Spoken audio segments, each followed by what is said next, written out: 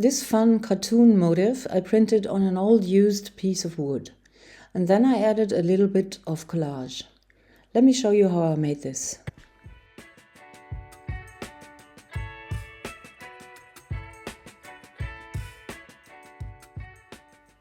Hello Jelly fans!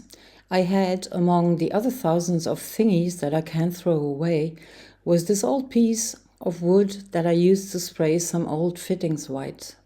I so liked the leftover pattern that I knew I was going to print something on it. This week I went through my old German magazines from the 60s and found some nice motifs for this. Look at how this one would perfectly fit to the size of the wood piece. And this one has super interesting graphics. God, I hate to always have to decide. Well, in the end I chose this one, and this is not from the 60s. It's by a Dutch graphic designer by the name of Hoogerbrugge, creating mostly digital designs. Check him out, he's very interesting. This is a guy who is obviously trying to shoot himself with a staple gun. I don't know why I find that totally funny. It's exactly my kind of humor.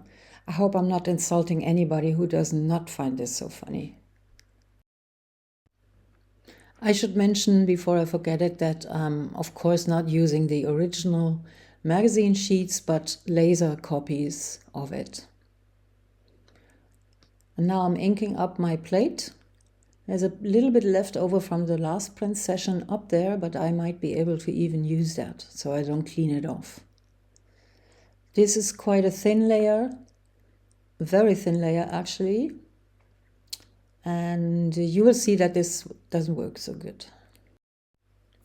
As often, I'm using the golden open slow drying paints to have more time to consider my next step. And all the materials I'm using, I always put them in the info box below the video. And I have to say, I'm cleaning off the sides here, but the image itself, you just rub it in very lightly, not too much. And here I think I haven't had enough. And you can see I did it again and it's even worse because I took off more of the paint. So just a slight rub. Yeah, I'm thinking because I lost some of the face's features, this is not gonna turn out so well, especially on this kind of surface. I try to press it in a little bit, but it's wood, so I don't know if it's gonna show anything at all. Taking this off, and yes, not such a good print. And there's still some left on the gel plate, but it's not enough. So I'm just doing this again.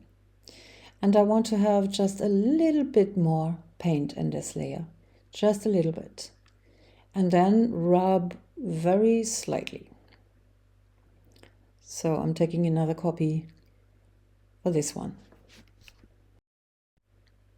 And this time I have cut the guy out, because I think the number that you saw, the white number, that's not gonna show anyway. So, but here you can see that I forgot the elbow, so I didn't make it broad enough, and I didn't even realize until I printed it. I'm taking off the excess paint on the side with a baby wipe. Good print. You'll see how it goes to the wood. I am taking off the gel plate from its glass surface, glass under it, so I can press in the gel plate into the wood better. Press it for a while. Be careful not to move it.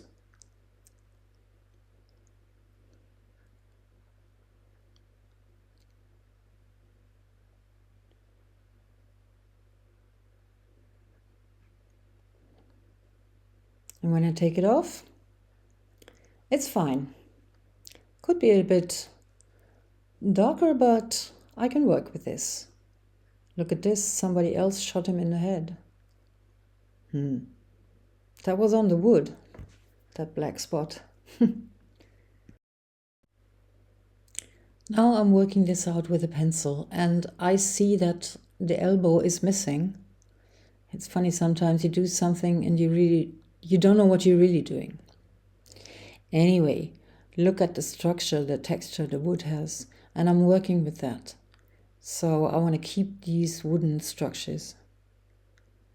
It's beautiful, I love that.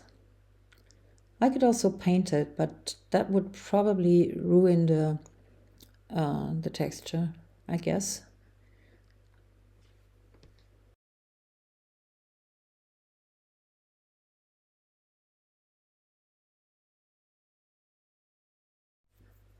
I really have to work the part of the staple gun out here because it hardly shows at all.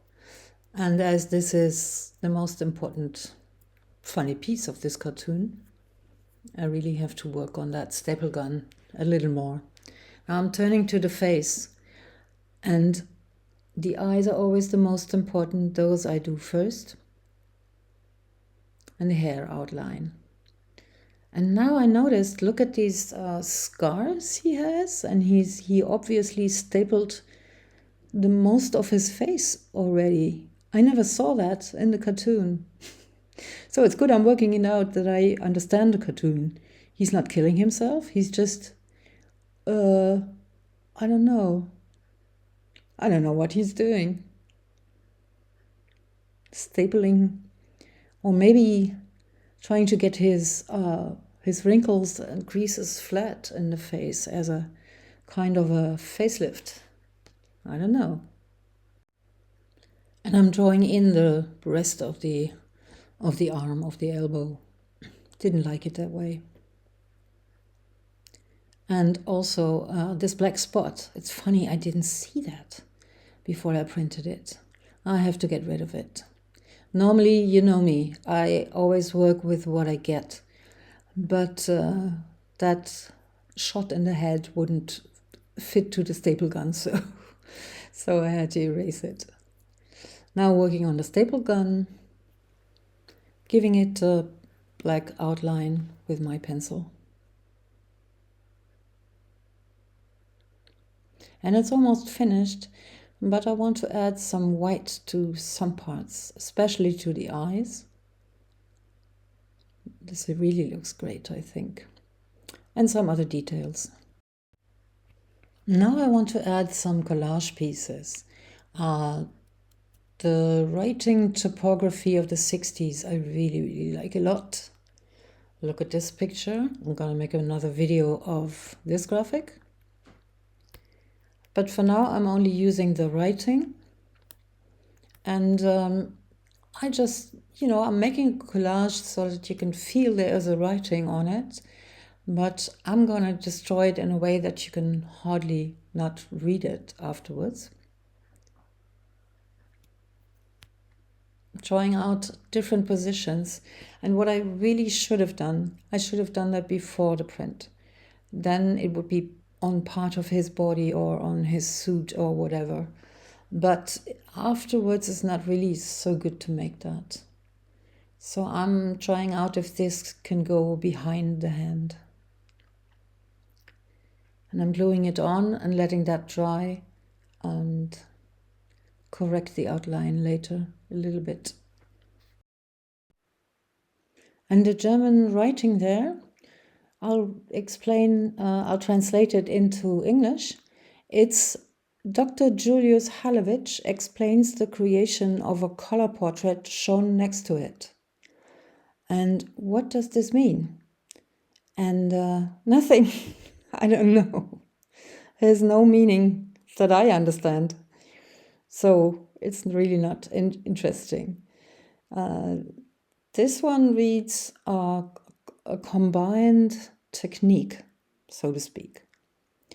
But it's really not that important because in the end you'll not be able to read it at all. And these 60s typographies, they are from a photo magazine of the 60s actually. If you think you've seen those before, that's because I sent some of these magazines I sent to Mark Yeats, who keeps inspiring me all the time. And so I thought I'll send him some material. And these photo magazines are really full of interesting ads and so on. And this is why the typography speaks about color portraits and so on, because it's about photography. Now I'm taking some sandpaper with a grain or grit of 120, which is quite rough. And I'm going over the paper, especially over the edges. And in the back you hear my other dog chewing on some bone, and I wanted to let you hear it so that you know my place is not that quiet. I still have a dog that makes noises, which is good for me. So I'm sanding away here, and I'm actually taking off a little bit too much so that you can hardly read any of the letters. But that's fine.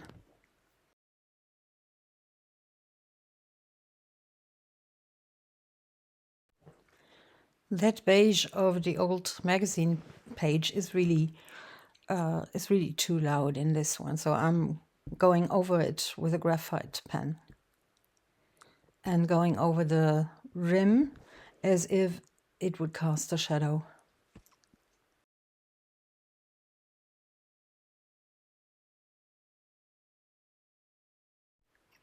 And going over it with my black pencil very, very lightly, and rubbing it from time to time so that it's not visible as a pencil stroke. That up there, it's good that I read it to you before, because you can't tell any letters there anymore. This piece annoys me because it doesn't look like it's going like it is placed behind him. So I'm taking off some more of that. I don't want it to be connected to the guy. Also, I think I lost too much of the pattern that I sprayed. So I'm drawing that in again. It's a little bit like cheating. But who cares?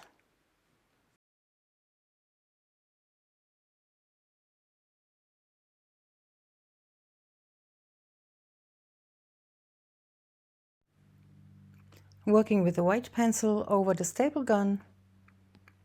Yeah, that really does it. That's so much better.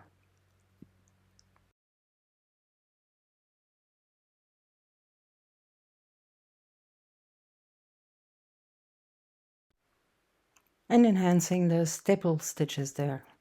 Staple stitches is, I think, not a real word. I just made it up.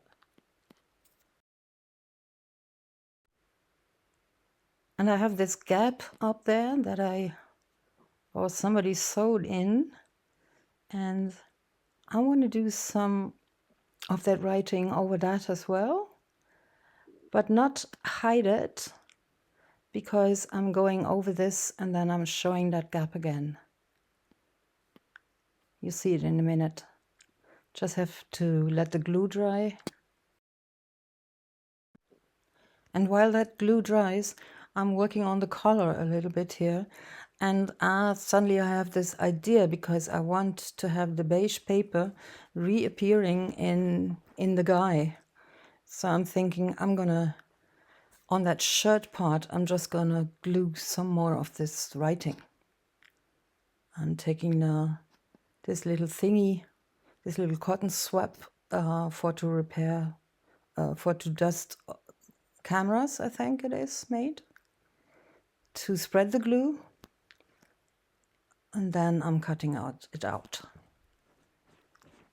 And first, I also want to make the other side of that collar of that shirt, but I'll be ending up taking the second one off again, because I think that's too much.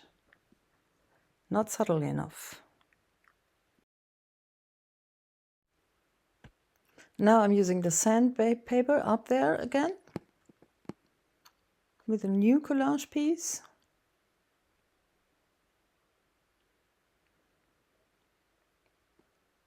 And with that graphic stick, I am also pressing it into that gap so that it breaks, it rips. And it's really called a graphite stick. Sorry.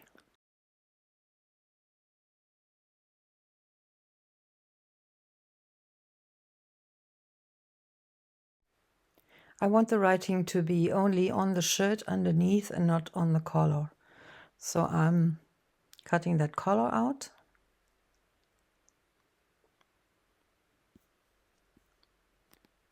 Like this.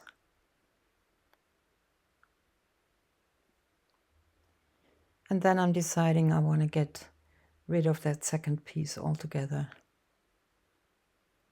So I'm taking it off. The glue is half dry, so it's a little bit difficult, but some remains wouldn't bother me like this. And I have to draw the outline of the collar again with a little shadow too.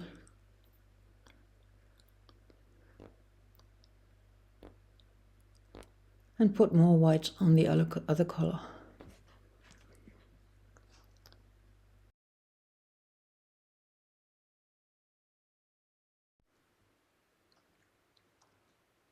And a little more graphite and a little more of the black pencil. And then this work should be done.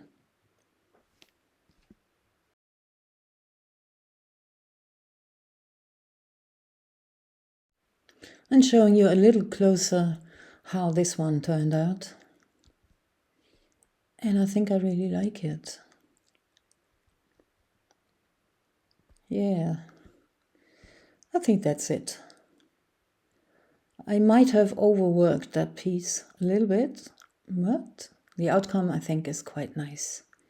And I hope you like it too. I hope you liked today's video and are inspired to do something on wood maybe. And I'll see you next week. Bye.